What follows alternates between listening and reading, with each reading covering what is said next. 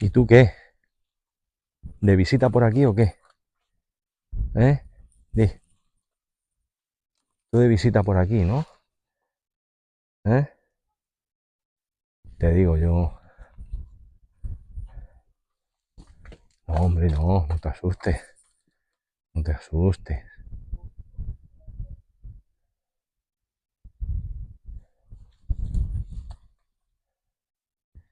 Se piensa que voy a subir las escaleras y por eso está asustado.